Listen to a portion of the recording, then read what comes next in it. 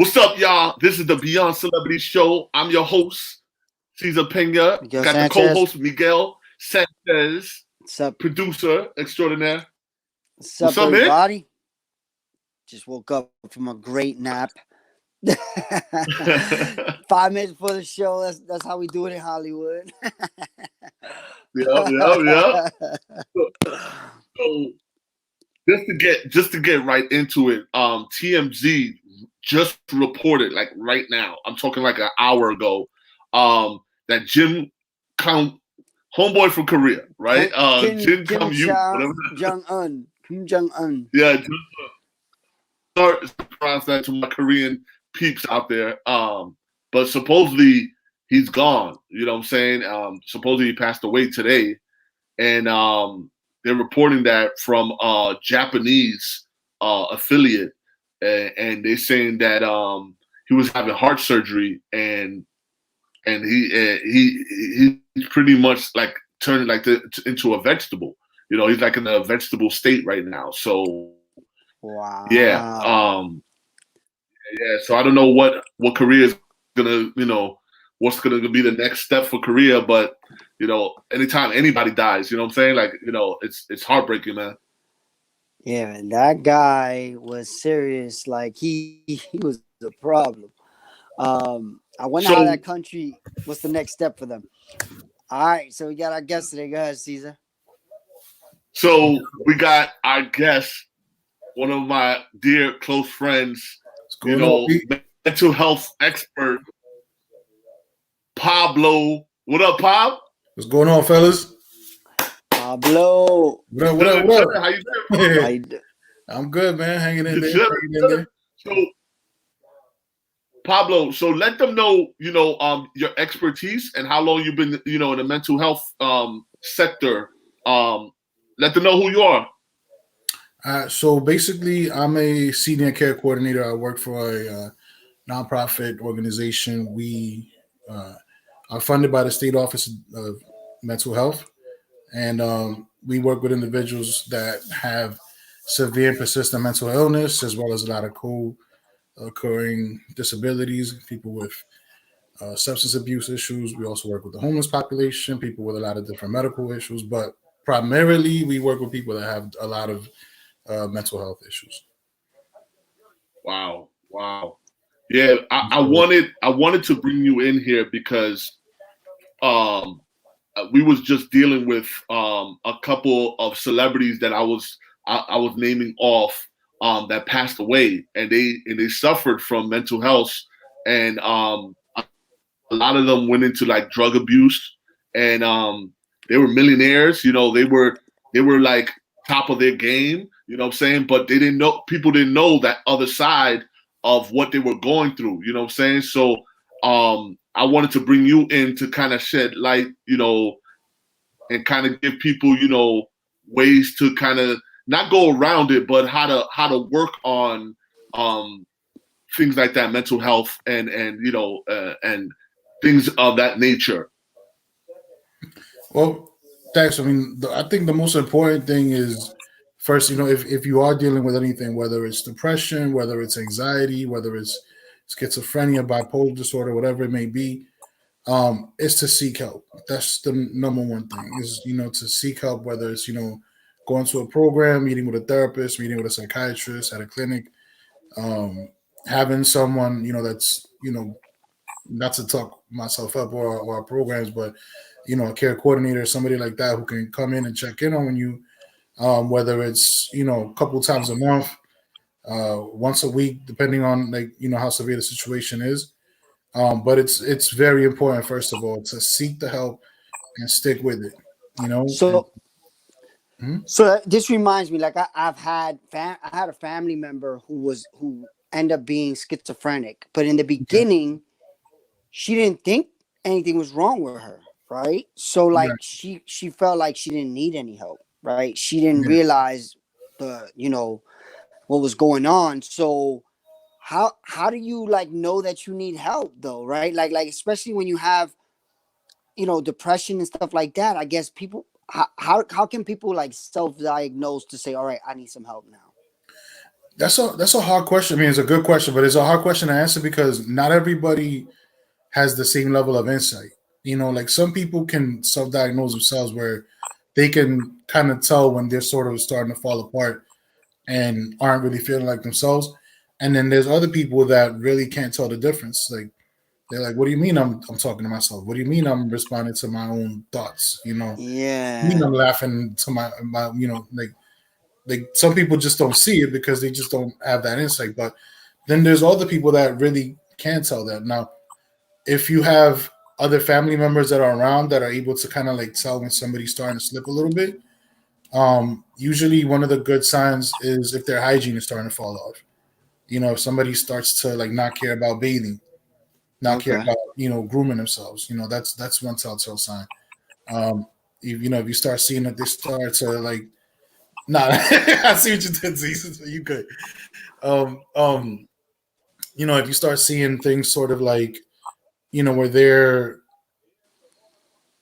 either talking to themselves or if they're like isolating, if they're not, if there's somebody who normally is a pretty sociable person and has a good group of friends, family members, and they're usually around them, and he starts to isolate, that's another sign. Isolation with especially people with depression and people that have a history of like suicide attempts and things like that. Um, that is a big telltale sign as well. You want to make sure that those people you can kind of keep a close eye on them. Because you never know. Sometimes they don't tell you what's going on. Sometimes they keep these things to themselves, and unfortunately, you might find out when it's too late. So it's So important so to kind of to stay kind of like just keep a close eye on them.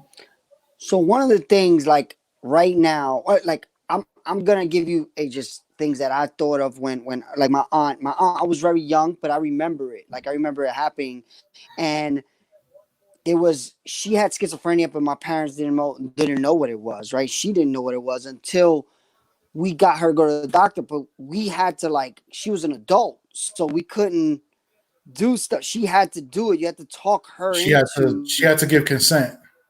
Yeah, so like how do you go about that? Like if you feel like someone around you is going through that, how do you make them do something they probably don't want to do to get evaluated to know really what's wrong?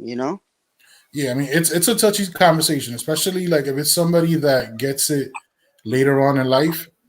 Like if it's somebody that's like say it's in their 30s, Mhm. it could be tougher for them to deal with than somebody who's like an 18-year-old kid and they go through their first psychotic break or something.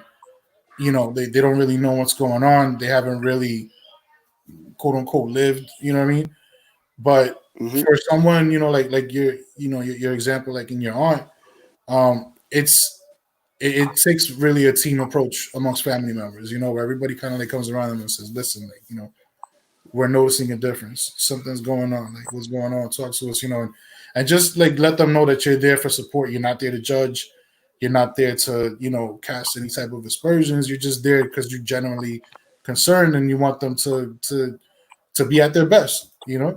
Um, that can still be a tough conversation regardless. I mean, people are prideful. People, could Yeah. sometimes, be like, oh, what are you talking about? I'm fine. Or they'll be in denial, things like that. So it's a touchy conversation, but I mean, as long as you let them know that that you're there because you're offering this support, you're offering your support, you're offering your and that you're letting them know also that whatever they're going through is really just known amongst you guys. Because one of the Sure. main things, especially in mental health field, obviously, with any type of medical situation, you got HIPAA laws and things like that that you have to respect. And clients are very protective of their personal information. They don't want people knowing that they might have schizophrenia. They don't want people knowing they're bipolar because they know that there's a Mhm. stigma that's attached to that. So people are very Yep. sensitive to that. So it's important, that you let them know, like, listen, this is not going to go anywhere outside of like these two or three people. It's just me, you, your family, the doctors, and that's it. So just kind of like reassuring them in that way tends to help. Yo, Pablo. So uh, let's get into like the nitty gritty, right? Yeah. Somebody somebody comes to your office, right? They have bipolar disease, right? They come in, they self-diagnose themselves, they got bipolar disease. What are the steps to getting them back on track and getting them into like okay, I'm getting better. You know what I'm saying? Like what will be like the step by step, like what how would you deal with a person with bipolar disease?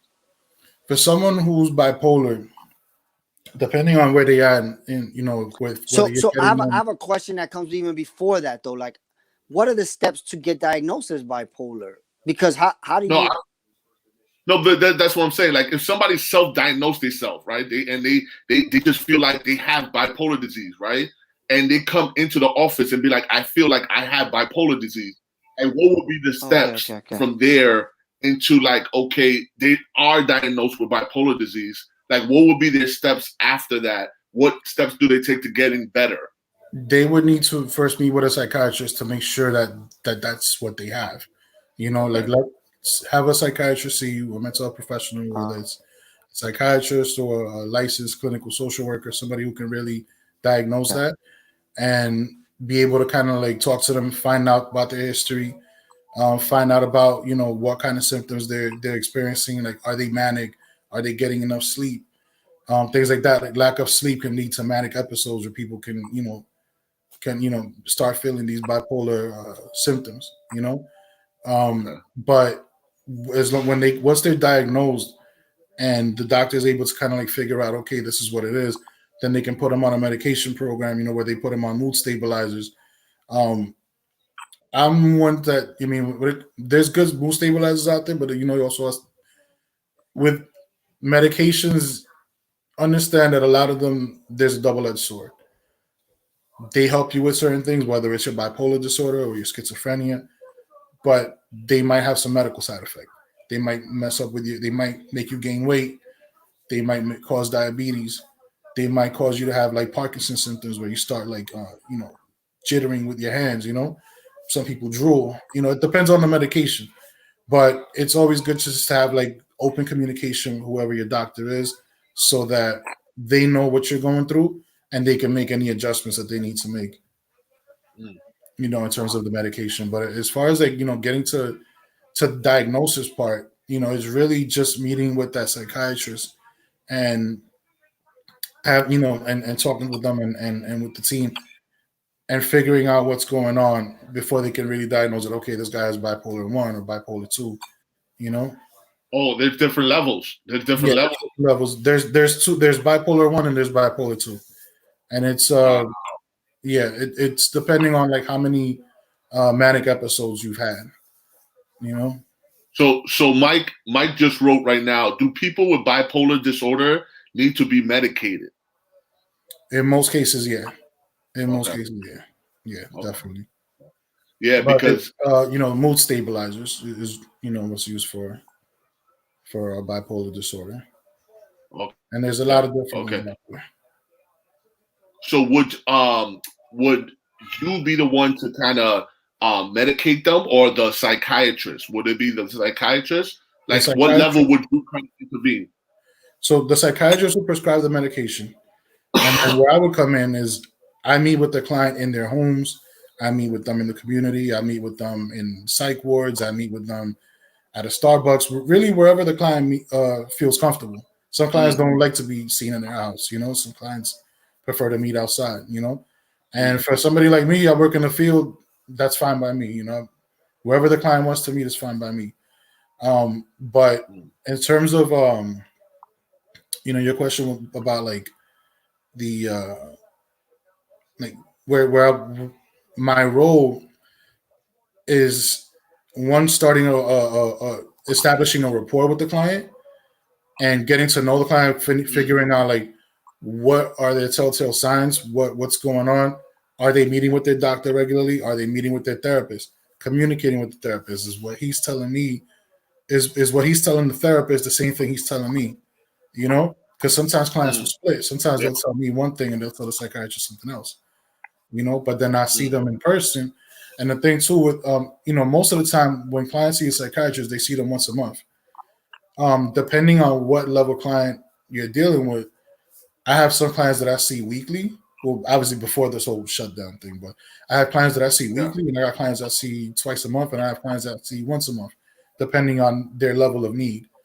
Um, Okay. but you because I get to see them more often than the psychiatrist does, I can kind of like catch when they're starting to fall off the rails, and then my job would be contact the psychiatrist, let them know, like, listen, this guy's starting, to show signs that he might be falling apart a little bit, and then Mm. you talk to them about coming in, meeting with the psychiatrist, seeing if maybe they need to make a change with their medications, or maybe do some kind of blood work to see if they are even taking their medications, and so you find out things that way.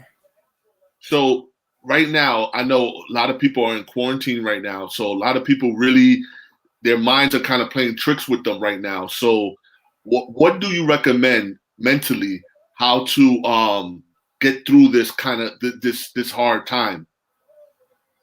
Um, right now through this quarantine, Yeah. I would say, I mean, the main thing is try to keep an active lifestyle, whether it's exercising at home, or if you can find, like, a trail or something. I mean, I know living in the city, it's hard to find, uh, spots like that unless you live close to them. But, you know, I find personally just going out in wherever there's like woods, trees, things like that, nature tends to kind of like help me kind of like center myself a little better. But um, it varies from person to person.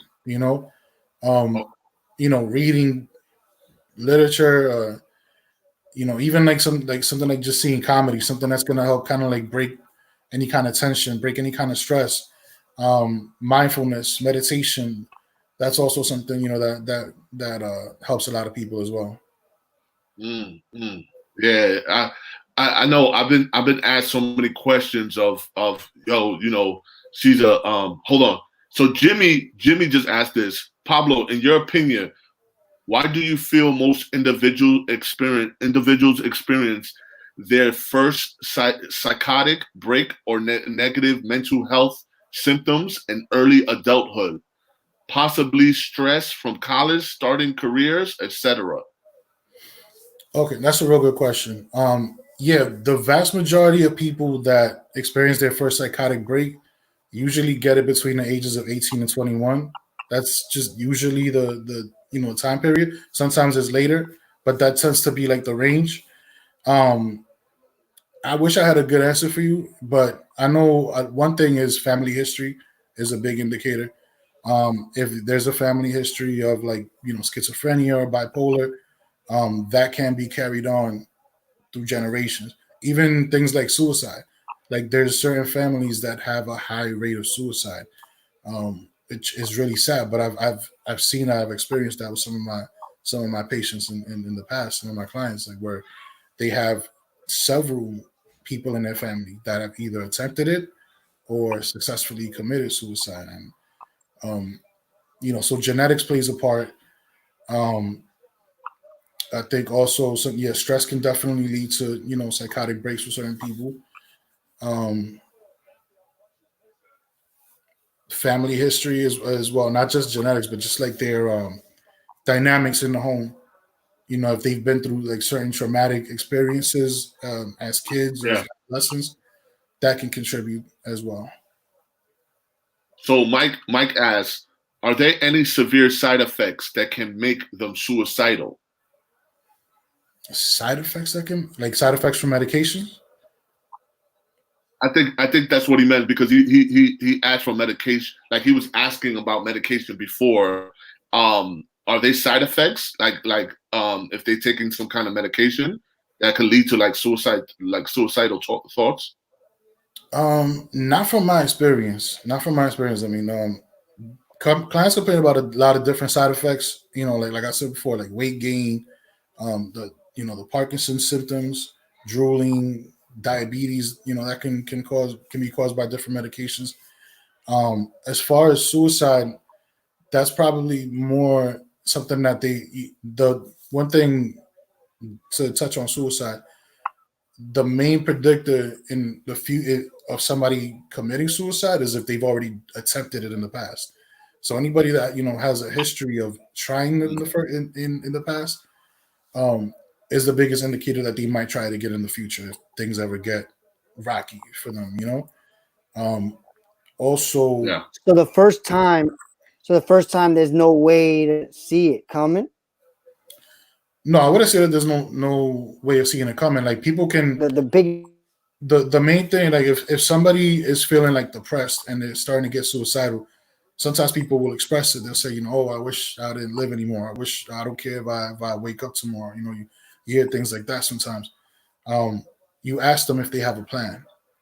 If is there actual plan? Sometimes people think, like, oh, times are hard and I wish I could just end it all, and they'll say things like that, but not actually mean it. But if you explore a little bit further with them and ask them if they actually have a plan of suicide, like, and they tell you, oh yeah, I'm thinking about taking pills or ODing on pills, or I'm gonna slit my wrist, or I'm gonna jump off a bridge, that's when you got to call 911 ASAP, because that means that if you're not there, they're gonna do it. So Jimmy asks, what is your opinion on the quality of care between a psychiatrist, MD, or a DO versus a um, psychiatric practitioner, a PMHND, a Or MP? a nurse practitioner. Yeah. In terms of the quality of care, I mean, there's good ones. There's good psychiatrists and there's good nurse practitioners. There's I wouldn't say, honestly, man. I've probably had a better experience with nurse practitioners, to be honest. They seem to respond to calls, like when somebody in opposition calls them with concerns about a client. I feel like they're more likely to respond and call you back and really try to figure out what's going on with the client and seeing how we could work together to help them. Um, Okay. some psychiatrists, I mean, there's great psychiatrists out there. Don't get me wrong. Some can be a little bit arrogant. Some can be a little bit dismissive when you call them. You don't have certain letters next to your name. They don't really pay as much attention to some psychiatrists. I say not all, obviously, but you do have some that can be a little bit dismissive and don't really take your your Your concerns about case. the client as seriously as you wish they would. You know. Mm. So what do you recommend when you kind of get into those kind of psychiatrists? And do you keep going? Like, do you change? Like, what would you recommend? It depends on the person. I mean, if you feel like you have a good rapport with the psychiatrist, then stick with them. But if you feel like you have a psychiatrist that isn't really listening to you, or um, maybe isn't taking your concerns seriously, in terms of, like, if you come up to them and say, I have these side effects, can you work with me and maybe either lower the dosage or change it to a different medication? And they're just being rigid about it, then you might want to ask the clinic if they can assign you to a different psychiatrist, and you're within your rights to do that as a consumer. You have every right to ask for a change if you feel like your provider isn't really working with you. So during these different, what different levels does like you have to look for if a person going towards like that suicidal kind of like you have to be aware, oh, this person's suicidal. Besides them talking about it, do they have any kind of other signs, that they might be going towards that suicidal kind of way? You, well, like I said before, the number one indicator of possible future suicide attempts is past attempts. That's one. Family history of suicidality in the family is another. If the person is off their medications, if for a significant, for a certain period of time, some people tend to. We use the term decompensate, which is basically what uh, the layman's person will probably say. The person's like either bugging out or the person falling off the rails, however you want to call it. We call it decompensating, but um, when somebody has been off their medications for a while, if they aren't eating, if they aren't sleeping, lack of sleep tends to lead to a lot of erratic behavior. Those are things that anybody who really knows that patient, whether it's a family member or a provider, should start asking questions like, okay, let me look at your pill bottles. Or if you're on an injectable medication, when's the last time you got your shot? And then you call their providers and find out like, hey, has such and such been coming to his appointments? When's the last time you saw him? I'm getting a little worried. They're starting to, show little signs of slippage, where, you can tell as a family member or a friend if somebody's at their best and when they're not. For the most part, some people tend to, hide their symptoms a little better than others. But, if you're around them enough, you can kind of tell when they're not as well, and that's Is when you bi- start asking certain questions. You probe a little bit more. is bipolar and depression linked? Are Yeah, those like it they can are? definitely be linked. Yeah.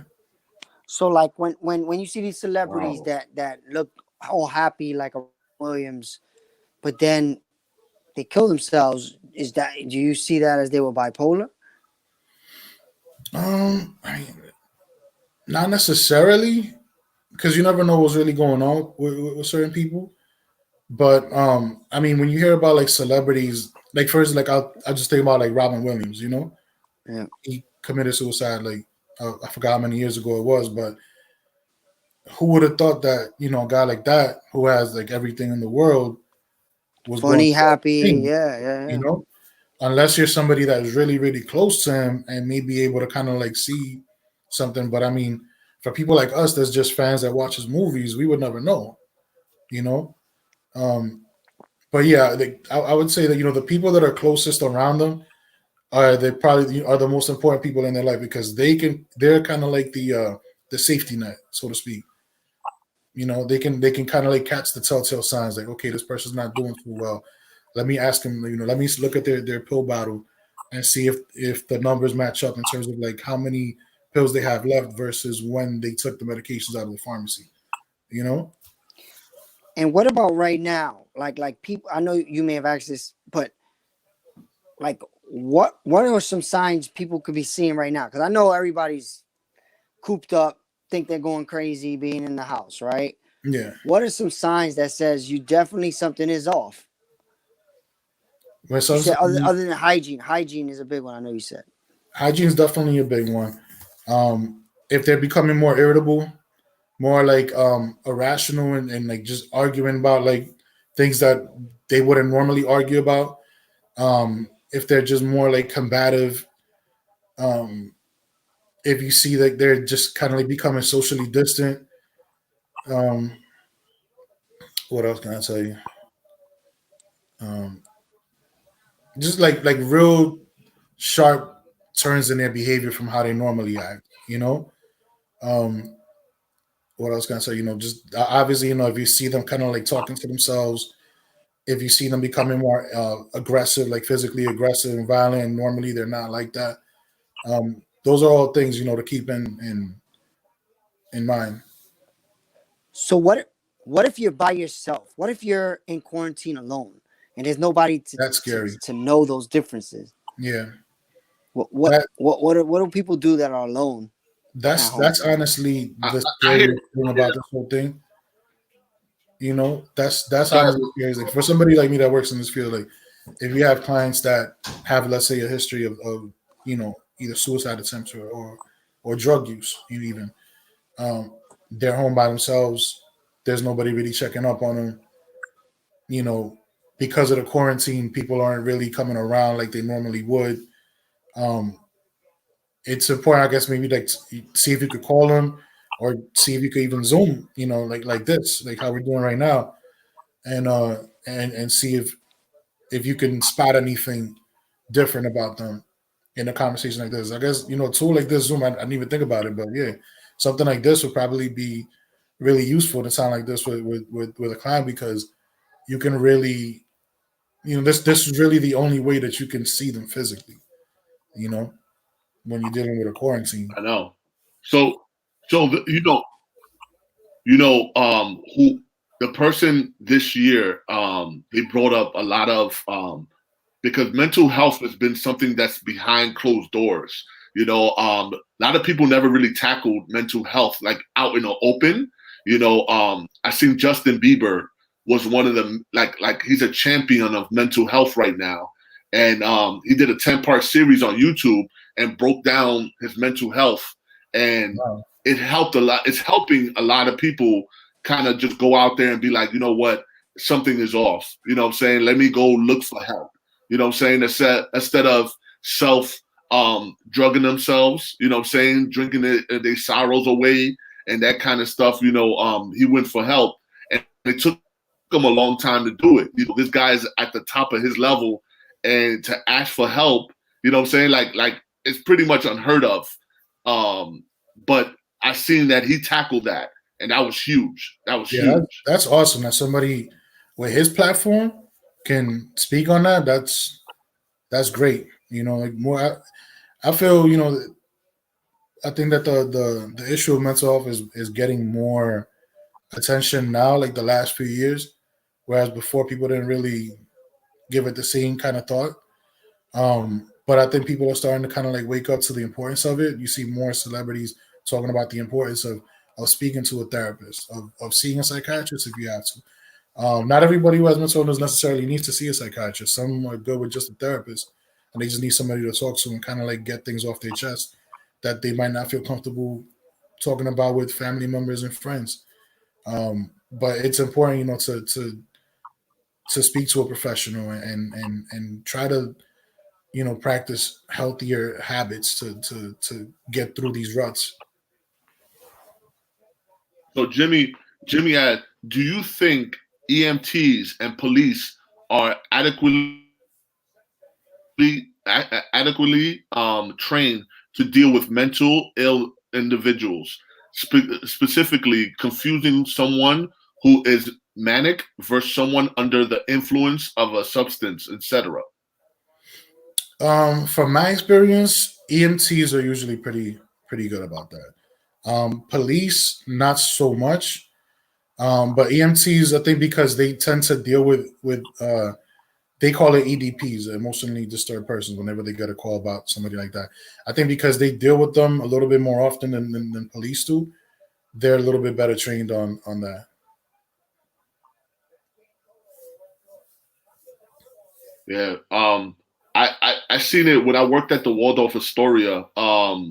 You run into so many different people, and I'm not qualified to deal with someone that just straight up losing it. You know what I'm saying? And Mhm. EMT, it was a difference between EMT dealing with it and with a police officer dealing with it. You know what I'm Yeah, saying? Because the police officer, they were pretty cool about it, but they could take it as disrespect too. You know what I'm saying? right. And really step in there, you put some pressure on, and I can see the difference. I definitely can see the difference. I like when they work hand in hand, EMT with the police officers, Right. because the police EMT could instruct the police officer how to treat this person. You know what I'm saying? So I like it when it's both And together. the wild thing about it too is, so I've seen situations where, if I mean, I don't know how 911. I mean, I know that when you call 911 and you tell the dispatcher, oh, there's some, there's a person here in such and such address, and they're running around with a knife, and they're saying all kinds of crazy stuff. You don't know whether the EMTs are going to arrive first or the police, and that could be a Mm, that in and of itself can be a big thing, because if the police arrive there and the emotionally disturbed person gets paranoid, he might attack the police, and then you got a whole different problem. mm, EMTs yep. arrive, they're a little bit better trained to deal with the situation. That's I prefer when EMTs arrive first, because sometimes cops, nothing. I'm not trying to shit on cops and anything like that, but then not every No, cop is no. necessarily equipped to deal with these situations. And when you have Yeah. when you have EMTs there, they're a little bit more aware of what's going on, and they're able to kind of like navigate the system, the situation a little bit smoother. Where the client can be brought into the gurney, onto the ambulance, and brought to the ER safely without anybody getting hurt. Because I'll tell you a story. This is a long time ago. This is like about a good 9-10 years ago now. But I had a client who this guy had a history of being really violent. Like he had been violent with his mother. He had been violent with psychiatrists. He had been violent with nurses in the hospitals. Like he was a loose cannon, and he had been off his meds for a while. Now he had kind of like threatened me in the house one time, and I knew he was starting to like. I knew he was off his meds. I knew he wasn't doing too well, and he kind of sent like a veiled threat where I was like, okay, I see where this could go. I was like, you know what? I'm gonna shut this meeting right here. We'll pick it up another time. Hold on, Pablo. Mm-hmm. Pablo, before you go any further, what was he diagnosed as? Like, what was his diagnosis? This particular client, he was schizoaffective. He was schizoaffective. Okay, so go ahead. And So go ahead. he was off his medications. He didn't really like, he didn't like the medications. He didn't like the side effects. And he lived with his mother in the projects. So after that meeting, I tried, following up with him, making phone calls and everything else. I would try to make appointments to meet with him. He was, he totally checked out. Months go by. My supervisor's like, "What's going on with this client?" I'm like, "The guy doesn't want the services. He's been avoiding me for months."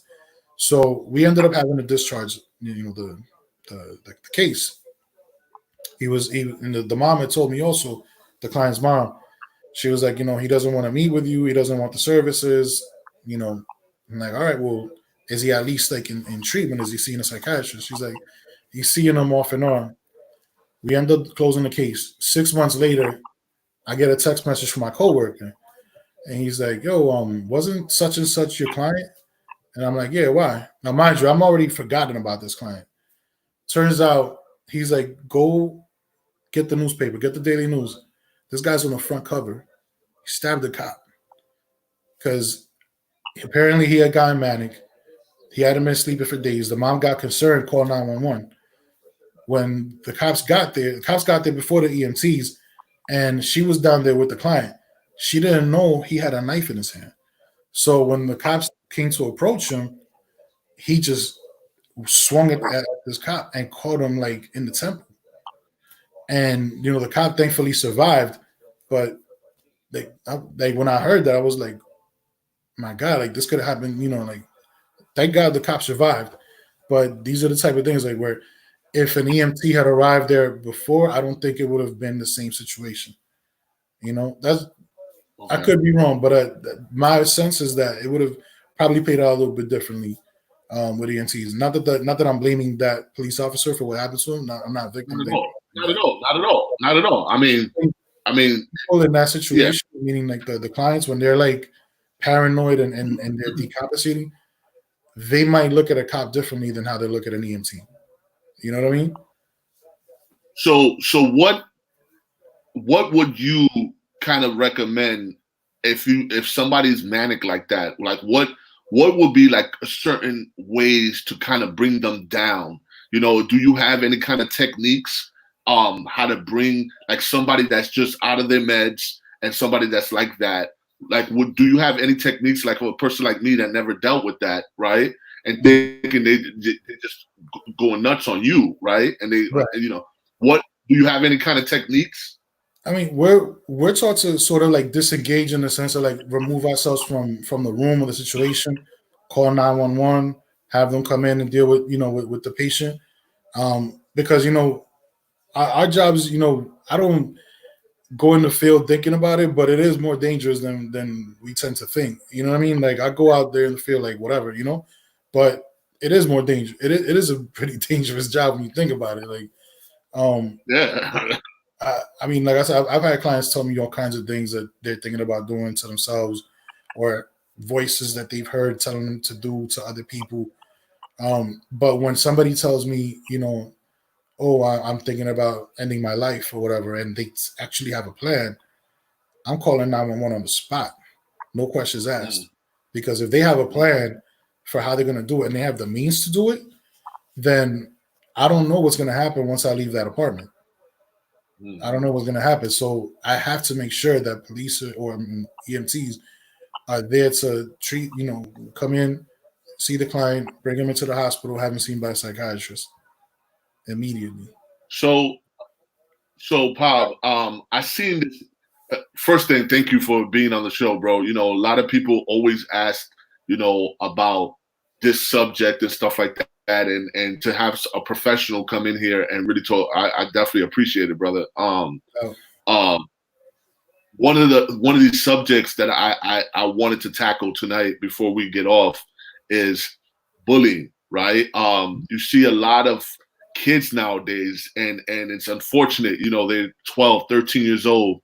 Some of them might be going through transitions of um, either being gay or just getting bullied hardcore in school, and they hang themselves, right? that's terrible. as a parent as a parent, what would you do? Like how can you get ahead of this besides going to the school and kind of dealing with it in school? That's, of course, but how can you get ahead of this and kind of get into your kid's head and really start, not having these thoughts in their heads, because it's happening often, you know what I'm saying? Yeah, and it's crazy because bullying has always existed, but cyberbullying is a pretty new phenomenon, so to speak. Um, you never really used to hear about kids, committing suicide back in the day from being bullied. Um, you hear about them going through all kinds of other stuff, but never nothing like that. Um, that's more so something you see more like the last 10, 15 years with the internet and everything else. But and to answer your question, I think the main thing is keeping communication with your kids and letting them know that they're loved, that they're supported. That if you need to have them put in another school, so be it. If you need to put them in other more extracurricular activities so that they're around a different group of kids, then so be it. Put them in different extracurricular activities, something to kind of like keep their mind occupied so that they're not online all the time. Because if you like, for instance, like my daughter's in the next room right now, she's on the computer all the time. If we're not checking up on her, like we don't know if other kids are like messing with her or so it's important also to get them away, I think, from the computer some of the times and get them outside. I mean, I know it's tougher now with the whole quarantine and everything else, but if you could keep them busy, keep them motivated, keep them with their attention on other matters, um, so that they can kind of rebuild their self esteem in other ways. I think that helps. So I'm so into being, big daddy, you know what I'm saying? Like I'm all into my kids' lives, you know what I'm saying? And with my daughter, she likes to draw a lot, right? So she's crazy with the drawing, right? So I give her specific time that she can, like, now she FaceTime her friends, right? That's dope. She has a cool friend. Sometimes I hear her on there. Sometimes I stand by her door just to hear what she's talking about, right? And it's all kiddie stuff, right? But I just want to be there, and I'm always letting her know that I'm here all the time. I don't care what it is, you know what I'm Yeah, saying? And now we're doing puzzles, right? So things with puzzles that we're getting so close with puzzles that we're in it, and it's such a mental exercise and doing the puzzles and talking to her, and we're communicating all the time. So I think this quarantine has definitely made us closer. Definitely. I'm all with that. Everything that you said with the kids, man. Like, I'm a big believer in that, man. When I see a kid go down, man, that thing hits me in the heart, man, because it's like, yo, like, you got so much ahead of you. You know what I'm saying? Like, I've been bullied when we never had cyberbullying, you know what I'm saying, back in the day, right. Pop, you know that. And we took it, right? We're like, yo, we bring it back, like we go back and forth with things like that, Right. like it wasn't like, okay, people got bullied, but it was like, yo, all right, you come back, and You it come was a back with thing. snaps. You come back with jokes. You come back with like you sort of learn to develop your own defense mechanisms as a kid. You Like get that's how I probably I developed my sense of humor that way. It was yeah, like I got bullied, I would crack on them about their teeth or crack on them about yeah, their joke, whatever, like whatever. You just yeah, kind of like develop like your own defense mechanisms that way. But cyberbullying is a different animal because if you're it not is. always there to see what other kids are writing on your daughter or your son's uh, TikTok account or whatever, you don't know what they're saying and what those other kids' words effects might have on your child. And that's why it's important to kind of like get them to kind of like disengage a little bit from that and try to get Yes. them into other activities. Amen. Amen, brother. Amen. I know Miguel probably still around somewhere. So let's get a little bit off subject, right? What's up? Your thoughts with the whole Michael Jordan. I had to ask you because so Pablo is a huge Knicks fan, right? He Yeah, loves suffering. so like what do you think about, like, I know it brings you back, right? Because it brings me back, for sure. and us being and I feel like I'm 16 again, right? I feel like I'm 15 again. Yeah. With this the Michael thing, but how you feeling about it? How you feeling about this whole the whole Michael Jordan airness 10-part series, Chicago Bulls? Honestly, I mean, those first 2 episodes were dope, man. I mean, like and I'm telling you, this is a Knicks fan, like somebody that had to suffer through all those losses back in the day when we would meet up with them in the playoffs, come in, with our chest out and everything, and then end up getting humbled at the end. But it still brings you back to a dope time in our childhood and in NBA history. And I mean, it was a dope time because I mean, for those that don't know, we went to high school together, like in. And you're a year ahead of me, but like homeroom every day back in those days in the 90s, there was an argument every day. Knicks fans and Bulls fans going back and forth all day, every day. It was crazy. It was crazy. I know. And even though as a Knicks fan, even though we lost, we didn't win anything. We made it to the finals twice and didn't win. At least for somebody my age, like those are the best times as a Knicks fan that I could think of. As a Knicks fan. And it still brings you back to a fun time in your life as a basketball fan because we were always in that fight, and those wars with the Bulls were legendary, man. I know. Like me and Derek, Derek is our boy too. He used to come home and we used to chill all the time on Sundays, and we used to have battles, man, battles. He used to be just leaving my house like pissed. And he never used to accept my phone calls or nothing like that. I used to just call him and be like Bulls and just hang up. My man, I remember I went to a Knicks Heat game maybe like 5 years ago. Yeah. And we were walking into the arena, me and my brother and a couple of my friends, and I see Charles Smith talking to somebody. I don't think I've ever grilled anybody harder than I grilled Charles Smith that day. I'm still angry at this dude for 93. I'm still mad at him. I know. Oh my God. Like, guys should 6'11". Yeah, 6'11". Yeah, I'm still mad at him. I don't think I ever grilled anybody harder. Yo. So before we got started, usually we do birthdays, right? We do birthdays. And but we got into this and I'm glad we got into it. But today is a special birthday, man. Fucking Al Pacino, man. Al Pacino. So, yeah, man. So what is your favorite? Man. Happy birthday, Al Pacino. What is your favorite Al Pacino movie? Favorite Al Pacino movie? Man, that's tough, B. I got a nice little list too. I'll give you a list. We're gonna do cheap. I get a list together. All right. Mm-hmm. So you got. I'm gonna give you a top 5. So Scarface. Scarface right? Definitely up there. Scarface, Heat, right? They got Righteous Kill, but I didn't like the devil one. Anyway. What's the devil one? The devil one. Devil's Advocate. That was a good one. Devil's Advocate. Yeah. That was a good one. Carlito's Way. Carlito's Way. Love that joint. Carlito's Way. That joint was crazy. And The Godfather. I mean, you can't go wrong with damn, I can't believe I forgot Godfather. Yep. And I'll put Heat in there. That was one of my favorite movies too. Heat was off the hook too. So out of those movies, which one, like what's your top? Yeah, the top. Scarface. Definitely damn, you just said it. Why am I forgetting it right now? Carlito's Way. Carlito's Way. Godfather. for sure. Godfather. Any Given Sunday. Oh, I even forgot about that one. Yeah, Woo! Any Given Sunday. Yo, And Any Given Sunday was sick. yeah, Any Any Given Given Sunday Sunday was was sick. dope. And what else?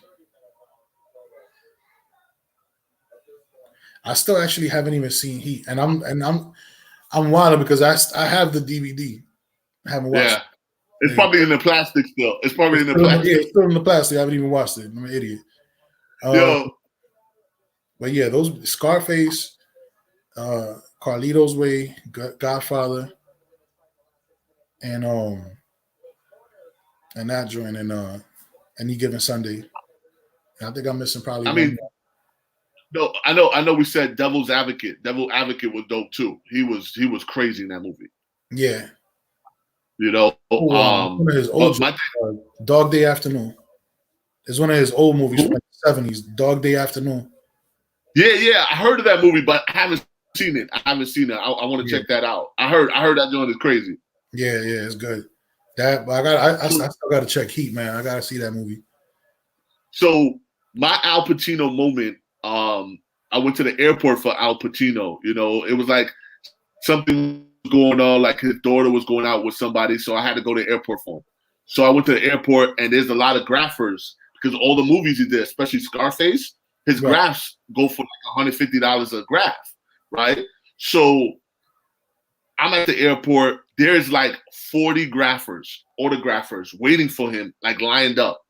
And he comes out, and he has like an assistant with him. So he loves to play games with graphers. So I'm videotaping him coming out. I'm like, yo, what's up, Al? What's going on? And he's like, yeah, what's up, baby? What's going on? What's up? And he's signing, and everything he signs, right? He throws the pen up in the air. He goes, hey! And then the crowd goes crazy. And then he signs and he starts throwing like autographs. Yo, he's amazing. He's an amazing individual. Always got jokes. You know, a lot of times he drives himself. Like if he goes to like the Letterman show or something like that, he drives himself. Wow. You know, and the driver usually is sitting in the passenger seat. You know, but yeah, Al Pacino, class act, dope dude. You know, always had a good time with that guy. That's dope. Yeah, brother. Yeah. So in closing, my brother, I know we approaching the hour. I don't know, Miguel probably, have more questions and stuff like that. My internet is just punching me in the face right now. My bad, Pablo, but we know each other. It's cool. I'm glad the audience got to hear you. Yeah. Yo, we tackled a lot too, man. It's amazing. Pablo, you've been definitely one of our favorite guests, my brother. Thank you, man. Thank you. Definitely. In closing, brother, what do you recommend? Do you have like a number or anything? Like, what do you recommend somebody to kind of like, if they're going through it and stuff like that? Like, what do you recommend for them to do? Or if you have a hotline or something like that, like what do you want to tell the audience? I wish I had a hotline on the top of my head right now. That's a look for. No, that's fine. That's fine. We actually have a hotline that they gave us CNN. I'll look it up, but just let the audience know if they're going through it. Like, what do you recommend? Seek help, whether it's through your family, whether it's through church, whether it's through a mental health professional, preferably through a mental health professional. But whatever you can do to reach out to someone, or let somebody know that you're going through a certain rough patch, that you feel like you need that extra support. Don't let pride get in the way. Don't be stubborn about it. Just reach out to whoever it is that has your best interest in mind, whether it's a family member, whether it's your therapist, your psychiatrist, whoever it may be, and let them know what's going on, because we'd rather know too soon than too late,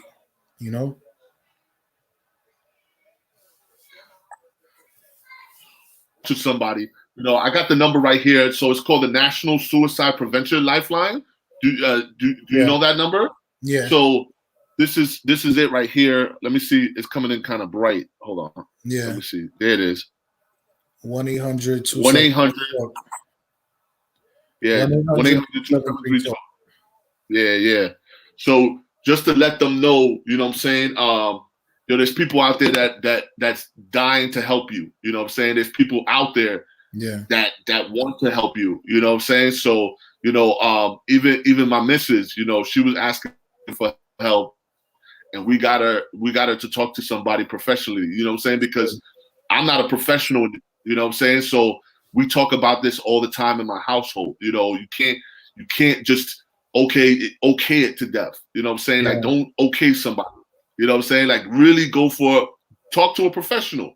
And it's not gonna hurt. It's gonna help. It's gonna definitely help you. And that 100%. I'm with it. I'm with it, my brother. There's no shame in it. There's absolutely no shame in talking to a mental professional at all. We're there to help. You are there to help you get through whatever rough patch you're going through, And it's important that people know that there are people out there that care. That care, if you live or die, that care if you ate today. The people that care if you bathed today, if you you know are able to make your ends meet. People are out there that really want to help, and as long as you're able to communicate with people and you're able to let people in that can assist you with whatever it is that's going on, more power to you. More power to you because I had a close friend last year that was going through a situation. Never had any issues with mental health in the past. Went through deep depression and was kind of like stuck in the rut for a few months. He's been seeing a therapist and a psych for close to a year now, and you would never know it. You would never know it. He's back Wow. to square one. These same person I've always known. Yeah. It just happened about 2 years ago. My sister-in-law, right? We didn't know what was going on with her. You know what I'm saying? Like, we thought she was cool, everything was all good, and she committed suicide. You know what I'm saying? And man, that thing hurt so bad because we just got her son. We went to Disney with her son, and Yeah. she hit me up. It was literally, she texted me and she was like, Cesar, thank you so much. She had a long letter like, thank you so much. This means the world to me and everything like that. And then things started kind of falling apart, and the son kind of started coming back to where she lives, and things started kind of falling apart. But it was literally a month from that letter that she sent me, that text she sent me, to when she committed the suicide. And I was just like, baffled. Heartbreaking, man. Everybody was just, yeah, man. And so I've been through it. I've been through it. And one of the biggest questions was like, why did this happen? And she definitely had a lot of pain. She was going through like painkillers, and she was self-diagnosing herself, things like that. But I never thought in my right mind that she would have committed suicide. You know what I'm saying? So, Was she it seeing definitely anybody at the time? Like, was she seeing a mental professional? nobody. So, but we didn't hear the demons, right? We didn't hear, and what's crazy, you look back and then you shun them. You know what I'm saying? Like, they'd be like, "Oh, can I talk to you for next time?" We'll talk later. Like, that thing opened my eyes up to, like, somebody want to talk to you, you talk to them then and Yeah. now. You know what I'm saying? Giving Like, you full attention. You giving me full attention. Giving me full attention. Yeah. Because you never know if you're gonna see them again. You know what I'm saying? Exactly. And that's the strong part about this. And that's why I love that you're on right now, and I can talk about this too. You know what I'm saying? Because there's people out there that don't have nobody to talk to. You know what I'm saying? And I love having this platform for these people too. Because people ask questions all the time, and even for 1 hour we can talk and have have fun, and make them smile. You know what I'm saying? That I'm here for that, bro. I'm here for that. Word B. Yeah, brother. Yeah. So how's the kid? Right? I know Pab, you got the little man in the back running you got a around. new Huh? He's tearing the house up back there with it. Little man is nuts, man. He's active, B. Active. He got, me. I'm always it's turned up, B. turned up. I don't know where he got all that energy from. Yo, Bob, my little man is 4 years old, man. Yo, He's he adorable, too, tries man. me, man, every time. Oh, thank you. Yo, he. Oh my God, he runs circles around me, man. Yeah. Yeah. He's definitely gonna get me back in shape, though. That's the major thing. You looking forward to playing So, on the ball? oh my God, like I can't wait. I can't wait because we got the little hoop, and Yeah. he's already talking garbage, Pablo. So I'm just like. He's hitting me in the heart with it. I'm like, oh, like I'm about to say something to this kid, right? It's bringing me back. It's bringing me back, Pop. Yeah. Yo, I don't know if Miguel is still on, man. Yo, Miguel, man, where you at? He's a producer, Yeah. so he produces all this stuff. My internet. I'm trying to be on video so it don't chop up. But Okay. yeah, I got to figure out what's going on with my internet. I've been trying a bunch of things all weekend, hasn't worked. But I'll be back. I'm working on it. All right. But yo, Pop, another one time for Pablo. Much love, my brother. Definitely had this definitely was one of our number one shows. You know, I definitely wanted to tackle this because I dealt with it not only in my family, but I dealt with it as a paparazzi too. You know, dealing with Justin Bieber, that thing was no joke. You know, like I literally feared for his life. You know, and he had a lot of yes men around him. You know what I'm saying? He had a lot of people that just yesed him to death. Yeah. So I was around that, you know, and I was concerned about him, you know, and I was always around him, not only videotaping him, but I was talking to him and made sure he knew that he had somebody that didn't give a fuck about him being a celebrity. You know what I'm saying? Like I really didn't give a shit. Yeah. I cared about safety and his well-being, you know, and I know he appreciates it. You know what I'm saying? And then, you know, we made sure he got help because the second we went over the top with it and we wasn't confined to what he was telling his security guards. And I was there when he was trying to go in a pond. So there was an icy pond in the middle of Jersey near where he was staying. And the security guards, he was like, yo, stay back. And they listened to him. So I didn't listen to him. So I was over there and he was trying to kick the pond. Like he was trying to go through the water. You know what I'm saying? The icy water. Yeah, man. So I'm yelling at him. I'm like, yo, Justin, get out of there. And he looked at me and he was just like, oh shit. And he just took off.